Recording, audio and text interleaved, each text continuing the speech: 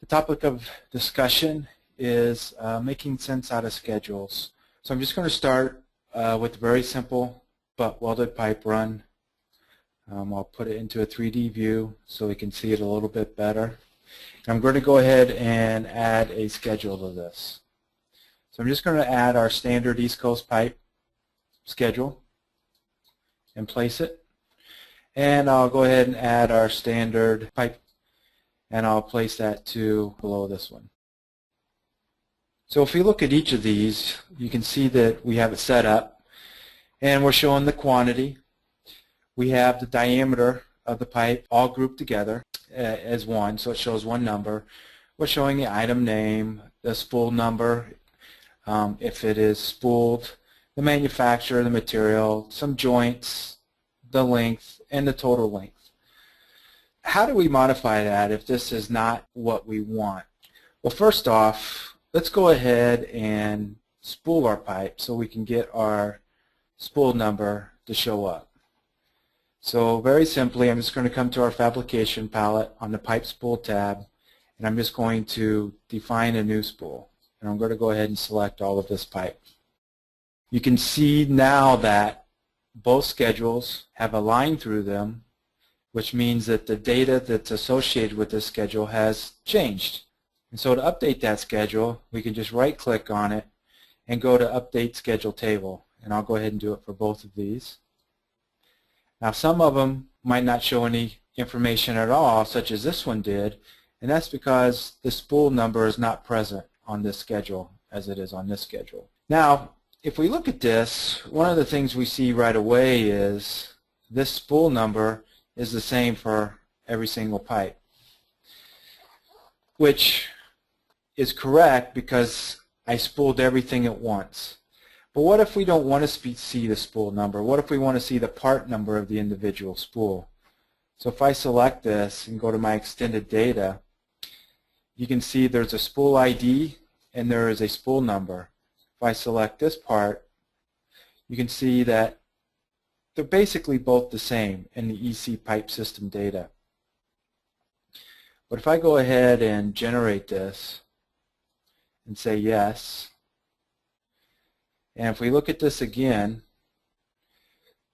we can see that we've now, once we've generated it, we see this fab part numbering property set. And we can see a part number which corresponds to what part number is that in its corresponding spool. So we can see that this piece of pipe is part 1 in spool 1. This one here is part 2 in spool 1, part 3 in spool 1, and so on and so forth. So what we want to do is we want to get that part number in this schedule. So how would you go about doing that? Well, schedules are driven from property sets, just like everything else in AutoCAD MEP, and more importantly, driven from property set definitions, which are the individual items inside of a property set. So the number that we really want to get at is the part number inside of the fab part numbering property set. So how would we add something like that to this schedule? Well, we can start off by just selecting the schedule, right-clicking on it, and go down to Edit Schedule Table Style. And that's going to bring up the Edit Schedule dialog. And here we can see the columns that we see in our schedule. If you look at them, they match up. So we have the quantity, the diameter, the item name, and so on and so forth all the way down. And if we look at what's under the column, we can see the property set. That's the name of the property set where the information is coming from. The property, which is what I said was the property set definition, the format that we're displaying that information in, and then some extra information concerning the data involved. So we want to add the part number from the fab part numbering property set. How do you go about doing that? The easiest thing to do is, since we're just adding a particular property set definition, we come down to the Add Column. That brings up the Add Column dialog. So over here, we can just type in a name for our heading, part number, and we want to insert this after our spool number. I can do a drop down and it'll show all the columns that we have in this particular schedule, so I can insert it after or before this particular column or any other column. So I'll insert it after. And the value that I want is I want to go down and get the fab part numbering property set. So the property sets are all displayed in alphabetical order. So here is the fab part numbering property set, and here is the part number that I was looking for. So I just select it and hit OK. You can see that it's now showed up in our schedule. Once it's in our schedule, it came in at the appointed place, which is right behind the spool number. But if we wanted, we could click on this column and holding our mouse button down, drag it to where we need it to go. So let's say I want to put it right after quantity. And I'll go ahead and drag the spool number to right in front of part number. So the information that we want to look at and deem most important is first in our spool. So now I'll just hit OK. So you can now see that our spool has updated almost immediately with the information that we selected. Our part numbers are here, our spool numbers are here, and our quantity. Now one thing that you might notice and you might ask about is this column is fairly large and it's only showing 2 digits. How can we make this column smaller? Well, that is simple. If we come back to our Edit Schedule Table Style, and if we click up here in this upper portion and double click, you can see where we can edit this column. And if we put a reverse backslash capital P in our title where we would want a line break to occur, so instead of having this appear on one line, by putting a /P in there, we can have this appear on 2 lines. And the reverse /P is what will give us that ability. So you can see right away the part number is now taking up 2 lines instead of 1, and that condenses this column a little bit. Now if we go back in there and edit it one more time, and this time change the number to just say num, then over here we kind of do the same thing with this one, reverse /P, then I'll put in a num. You can see that there's no special characters between the P and your next word. That's essentially all that you put in. When we hit OK, we can see that both of these columns have tightened up a little bit, which allows our overall schedule to be a little smaller. So we have our quantity, we have our spool number where we want, we have our part numbers where we want. But now we look at our part numbers, and they appear to be out of order. We kind of want them to appear numerically in the correct order. So how do you go about doing that? Well, again, as always, we right-click on the schedule and we go to the Edit Schedule Table Style. This time, instead of being on the Columns tab, we're going to select the Sorting-Grouping tab. And here you can see that currently there's a sort going on by the nominal connection diameter. Now if we look at this schedule, we currently only have one nominal diameter. So it's really hard to tell how things are being sorted. But according to this, it's only being sorted by the nominal connection diameter. So let's add a different sort, an additional sort. And to do that, all you do is select the Add button. Now it's going to ask you which property do you want to sort off of. And this is going to list all of these schedules or all of the columns in the schedule. And what we want to sort off of is this fab part numbering part number. We hit OK. We want this to be ascending, meaning we want it to start with the lowest number and work our way up. What we don't want it to do is here there is a checkbox for grouping, which is what the nominal connection diameter is set up for. And what that does is, if we look here, we can see that all of these items are grouped into a single cell. And to show you the difference, I will go ahead and uncheck the group, and I will leave this one unchecked, and we'll just hit OK. So you can see what it did was it ungrouped this entire section here and put 4 on its individual lines, and it also put this in order here. But let's look at something. Let's go ahead and let's add some pipe to this. And let's go ahead and add it as 3-inch.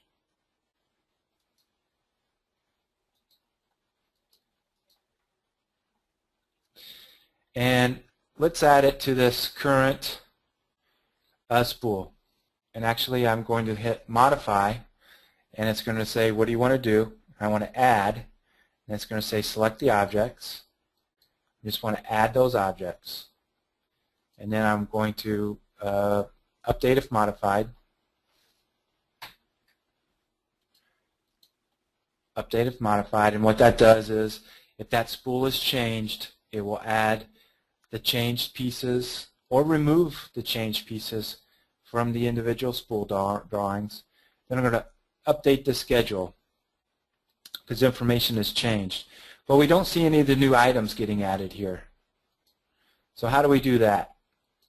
Well, you can right-click on the schedule and go to Selection, and you could say Reselect, and you can add all of these items. You can see where the diameters, the 3-inch diameters, have been added. But again, our part numbers are out of order. So here you have a choice.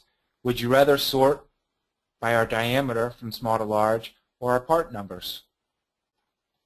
If we go back to our Edit Schedule Table style, we can modify that, because here in this sort order, what column comes first is what gets sorted first. So if we just select this, left click and hold it and move it over here, we can see that we've now put this number in front of the nominal connection diameter. If we hit OK, you can see now again that the part numbers are in order. And if we go through and let's just add a second section of pipe. We'll just go ahead and keep it welded, and I'll keep it at 3-inch. And what I want to do to make sure all the pipe is in the same UCS is I'll go ahead and change the top real quick and throw in some pipe. And let's go down to -5 feet. Or up, excuse me. Looks like I put in a wrong number. So let's go ahead just here and change our start elevation to 0. And just draw a little piece of pipe up out of here. I'll just change my plane. And let's go ahead and define a new spool and generate it. And then let's, instead of right-clicking and going to Selection, let's just select it and go up to the ribbon and go to Add. And let's add this new stuff to it. Just move it on up here a little bit out of the way. So now you can see that we have double part numbers, because one part number belongs to spool 1 and another part number belongs to spool 2. So by adding a little bit to our grouping and sorting, We go back to our Edit Schedule Table Style and come in here and let's add a new column. Let's go ahead and go down and add our spool number. Hit OK. And let's move it to the front. It's where it's first. And let's go ahead and this time let's group those together and hit OK. You can now see that it grouped all of the spool 1 items together and all of the spool 2 items together. And it sorted the part numbers in the correct order. Now the schedule is starting to look a little better, more like what we wanted to look and read it. So let's go to our other columns. And what we see now as we go back and we see the nominal diameter of 4 and 3, and for the next spool 3. But if we come over here and look at the very bottom, we see this total length. And this is adding up the total length of all of the pipe. But what we don't want is it to mix the 4-inch and the 3-inch together. What we'd rather see is it total all of the 4-inch, then total all of the 3-inch. Then if we can still have it have a total length for everything, but that's not as important as the individual subtotals for each of the nominal diameters. So let's go back into our Edit Schedule Table Style, and then pretty easily we go back and we group the nominal connection together again.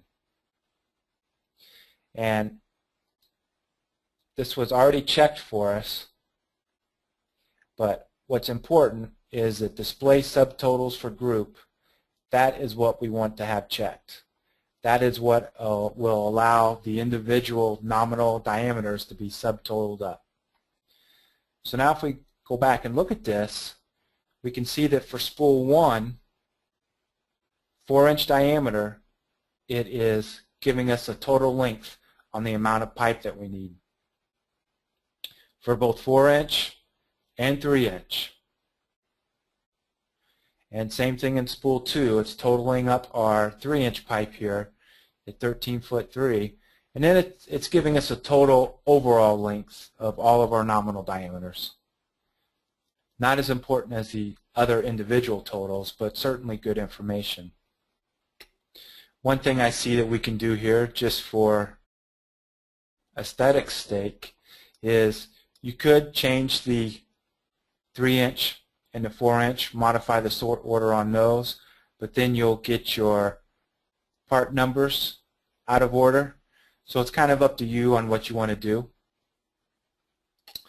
So the next thing we want to look at is this length column versus the total length. So what is this? What's the difference? Currently they both read the same thing all the way down. Well, if we go back to the very beginning, we see a quantity column and everything has a 1. What happens if some of these items are doubled up? And the way that schedules work is the only way it's going to double up on the quantity column is if every column in that row is identical to another row. Since we don't have any lengths that are identical, our quantity is always going to be 1. So let's fix that real quick. Let's just take this piece of pipe here and let's just copy it a couple of times, like so. And now if we select this schedule and say Add and select these pipes, we can see that our quantity has now become 4. And because we have already spooled that piece of pipe and generated the spool, the part numbers get duplicated with it also. That tells us that it's always a good idea to make sure that you have your design complete before you start copying any of your pipes or anything like that, because the spool numbers and the part numbers will propagate through that copy. So now let's come down and look at our lengths. We have quantity of 4, and each one of those are a length of 10 feet, 2 1/8 inch. But it also gives us the total length. So the total length column is the quantity times the length. Now how do we go about getting that in our schedules? So again, we go back to our edit schedule table style. We go and we look at our columns. And this time we can see that our total length column and our length column are formulas instead of just a standard property set as these other columns are. So let's go in and take a look at the length column, and by that we'll go in and we will modify it. And we can see that even though this is set up for a formula, all that it really is just referencing the cut length of EC pipe system data. So there's not a lot going on inside of this formula. So now let's look at the total length column. I'll hit modify. Well, now we see something a little bit different. Now we can see that there actually is a formula here, and it is quantity times the cut length, which makes sense. That's exactly what we wanted that formula to say. So where did we come up with quantity? It doesn't seem to have a property set assigned to it. If we look at this, this says EC pipe system data. This one says cut length. So this is the cut length property set definition inside of EC pipe system data property set. But where does quantity come from? Well, quantity comes from this little checkbox here that says include quantity column, which will put in this column here, which we're free to move around anywhere we want like any other column, but it's a special column that holds the number of an item inside that schedule. And if we want to reference that number, then all we need to do is come down here and use this button that just says insert quantity, and you can insert that as many times as you need, although logic says you only need it once per formula. So that's how we got our total length right here. So we're able to group things up, we're able to sort, we're able to get total lengths of pipe. One other thing I want to kind of show you is, how do you create headers in a schedule? So how do you group columns together in a logical type of header? That's kind of easy to do. So if you come back here and let's just select the joint 1 column and the joint 2 column. I have them both selected, and then click the add header button. Then under this I'm going to put joints. Say OK. We can see then that it's taken these 2 columns and put them underneath and joined them into a single column up on top. We look at that in our schedule, we can see that it shows exactly as it did in our edit schedule table dialog. So there's lots of things you can do with that. You can have fun with that. You can group your columns together, any way that you want. So here I'm going to put another column in here, and I'm going to call this spool. I'm going to put a reverse backslash, a P, and put in info. Then hit OK. OK. So you can see again, it was able to put a character return in there and spread that out against 2 lines. So using the headers and the backslash P, you can get your schedule looking close to what you would normally have if you were just using AutoCAD tables instead of schedules. Some other items you can do. I really don't want to make this webinar about property sets, but some things that you could do. If I come in here, I click joint 1, I want to add a new formula column, and I want to insert that after joint 1. Then I'm just going to call this, just going to call it joint.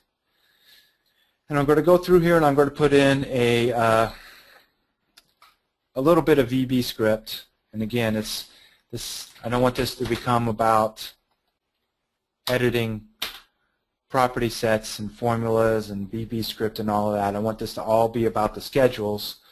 But I just want to show you what you have the capability of doing.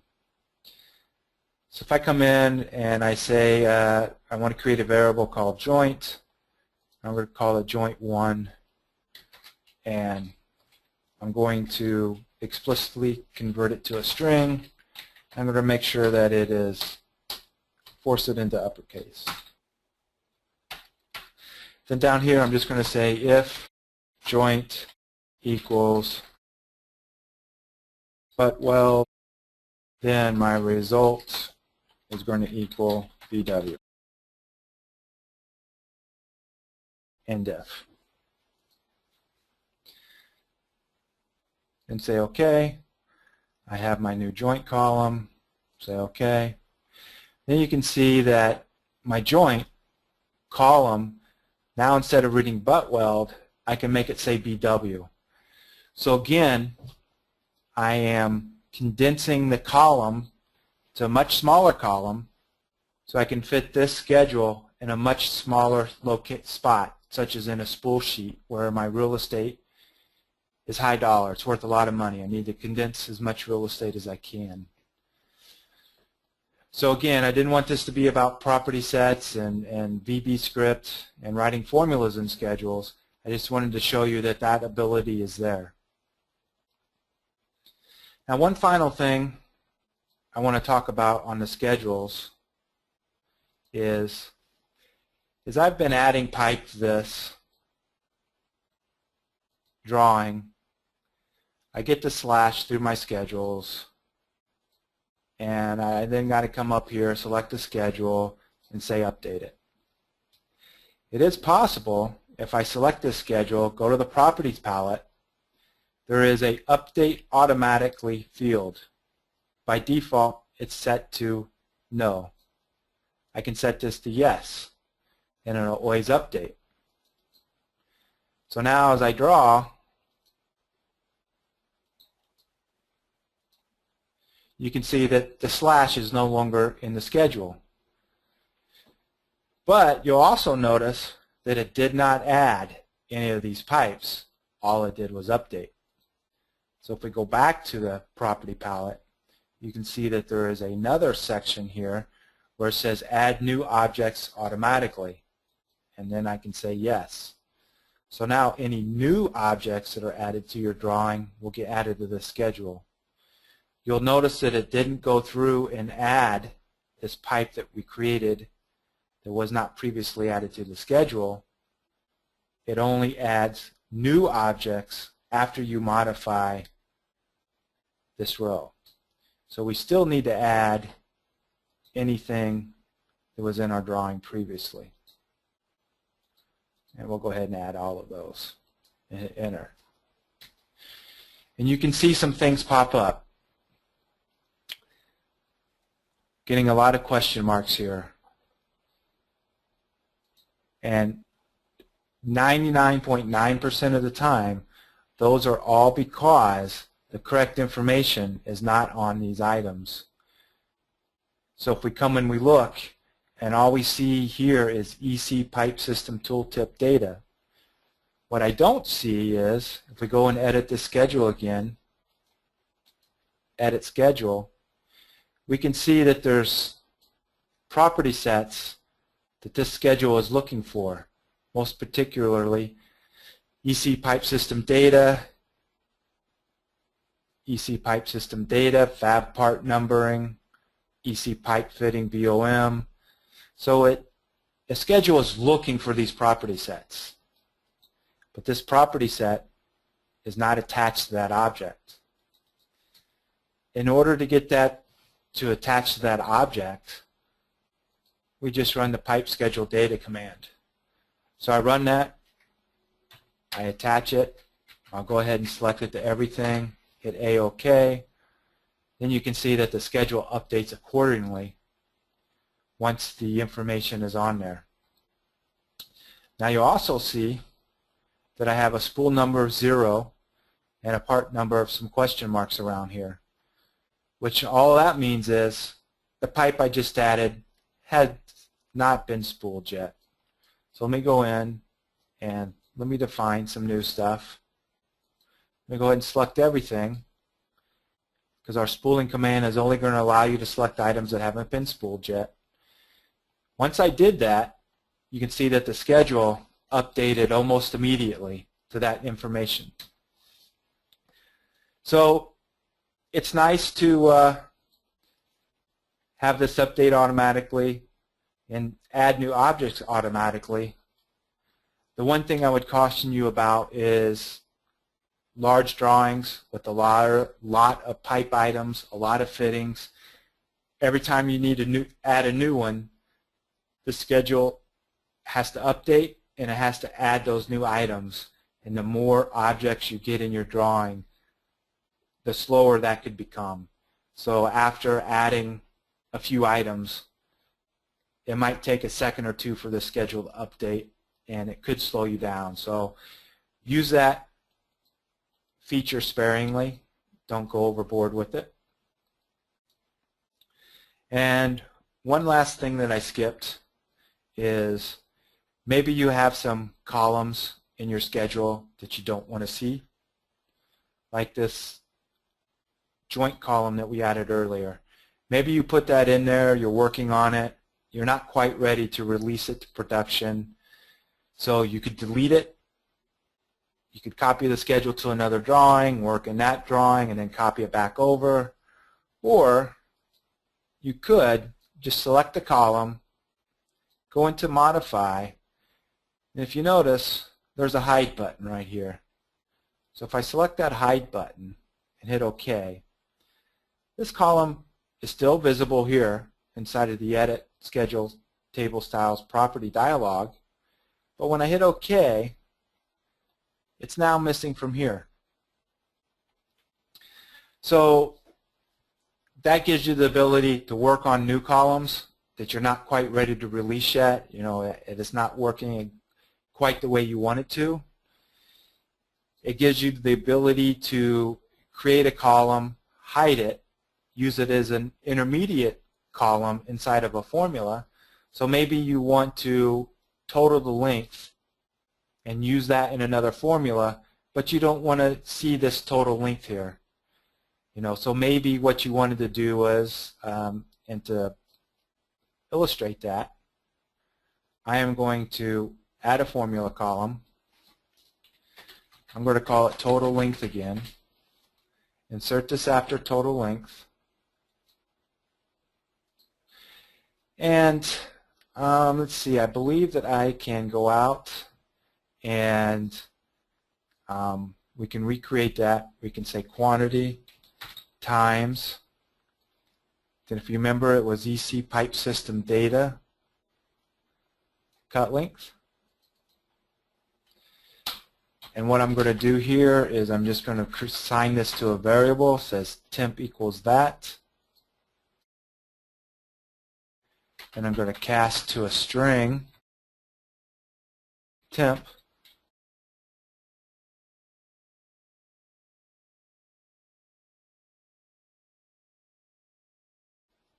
So I've now made that a string, but then at the end of this I'm going to add end to end.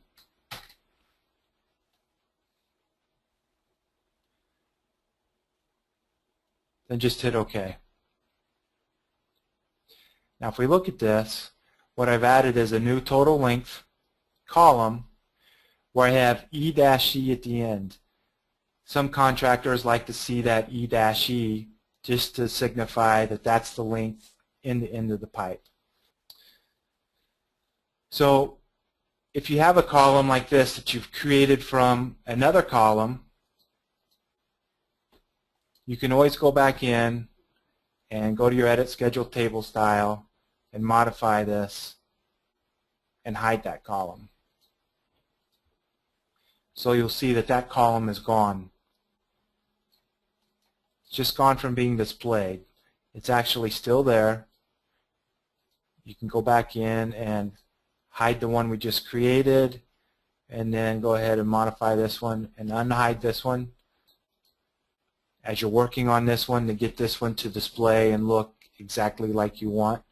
You know, maybe it's not ready for prime time yet, so you're going to stick with this one. So as far as modifying schedules and getting them to look and feel exactly like you want, and without going too in-depth with property sets, modifying property sets, formulas, things like that, this is pretty much what you can do with schedules. You can get them to look and feel pretty much any way you want. Finally, the last thing, anytime you get a schedule up and you're done with it, sometimes people like to export that schedule to Excel. So you can right-click on the schedule and export it. And then another cool trick is, what if this was a really long schedule and you couldn't get it to fit in a paper space port quite correctly? If you select the schedule and grab this arrow and move it up, that arrow will move and change the amount of lines that are shown in a single schedule. So it'll duplicate the schedule, add the remaining lines in another complete column like so. You can always drag it down a little bit to get the amount that you want. Or you can drag it all the way back and get one schedule by itself. Using these techniques, you can get your spool drawings and the schedules in your spool drawings to look pretty close to what you want. Now, say you're really happy with what you've created there and you might want to use it in other projects or drawings. Can you just drag it over to your tool palette? What would you do so that you don't have to do all this formatting in a separate set of drawings? You can. So we've created this style. I would always recommend creating your schedules and modifying them in your schedules and tags drawing. East Coast offers one out of the box. You can copy that and do your own there. But once you have placed this in a drawing, it's easy to select this schedule, left click, and hold the button down till you get the little dashed rectangular by your cursor. Then you can just drag it to your tool palette. And it'll get dragged in, and it will take the name of the schedule. In this case, our style name was East Coast Pipe Quantity. You could then come in, right-click on that schedule, and go to your properties.